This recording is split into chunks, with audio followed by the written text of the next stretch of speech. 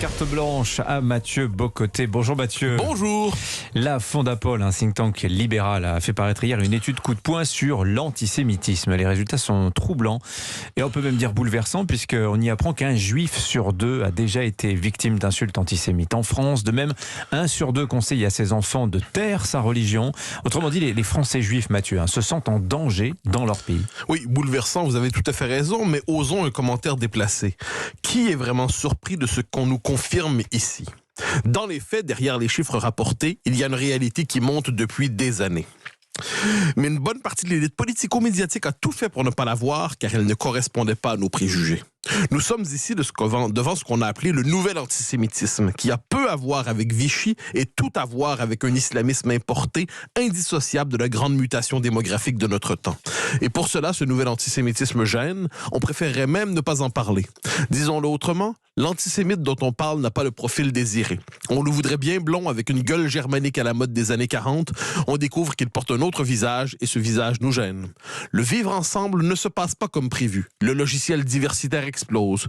Que se passe-t-il quand une minorité persécute une autre minorité?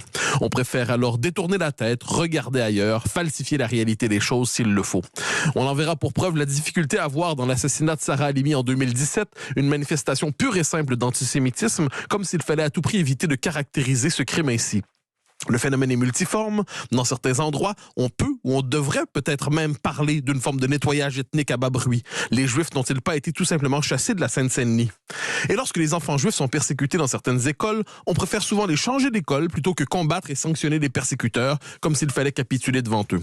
Restons un instant à l'école. Nous le savons, l'enseignement de la Shoah est de plus en plus compliqué dans certaines écoles de banlieue. Faut-il encore expliquer pourquoi? Vous dites que le phénomène, Mathieu, est depuis longtemps nommé, qu'il est documenté, mais à quoi faites-vous référence? Je pense par exemple à Georges Bensoussan, qui a payé le prix de son courage dans la description de ce nouvel antisémitisme. Il a été la cible de persécutions judiciaires, qu'il a raconté d'ailleurs dans son livre Un exil français.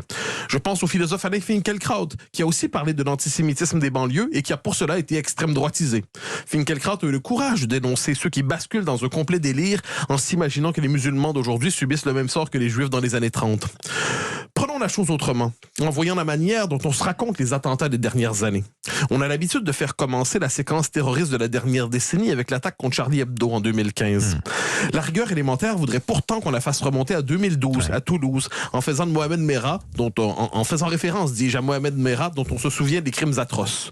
On a alors compris qu'en France, il arrive de nouveau qu'on tue des juifs en tant que juifs. Mathieu, je vous sens très pessimiste ce matin. Mais je ne suis pas le seul à l'être, hélas. Dans son récent ouvrage, Un chagrin français, dont j'ai parlé à ce micro, Anne Rosencher raconte comment longtemps elle s'est sentie étrangère à Israël et se définissait exclusivement par sa culture et sa nationalité française. Pourquoi s'identifierait-elle à un pays étranger? Désormais, elle confesse être rassurée par l'existence d'un État où les Juifs sont majoritaires, où ils constituent le peuple de référence, un État refuge aussi si l'histoire redevenait tumultueuse. Ils sont de plus en plus nombreux d'ailleurs à faire leur aliyah. Voyons cela à l'échelle de l'histoire. Les chrétiens sont chassés d'Orient, les Juifs sont poussés à fuir l'Europe, l'islamisme progresse, la nouvelle collaboration s'imagine qu'on verse dans l'islamophobie quand on ose le combattre. On ne saurait traiter l'islamisme d'aujourd'hui comme s'il se déroulait dans une trame parallèle à celle de l'histoire nationale. En fait, il se confond avec elle. Comme l'avait annoncé Michel Houellebecq dans Soumission, le sort réservé aux Français juifs annonce celui réservé aux Français dans leur ensemble. Car dans les quartiers où les mœurs de l'islamisme s'imposent, ce ne sont pas seulement les Français juifs qui sont victimes, mais tous ceux qui ne s'y soumettent pas.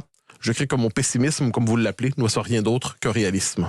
Signature Mathieu Bocoté. Merci Mathieu. Europe 1, il est 8.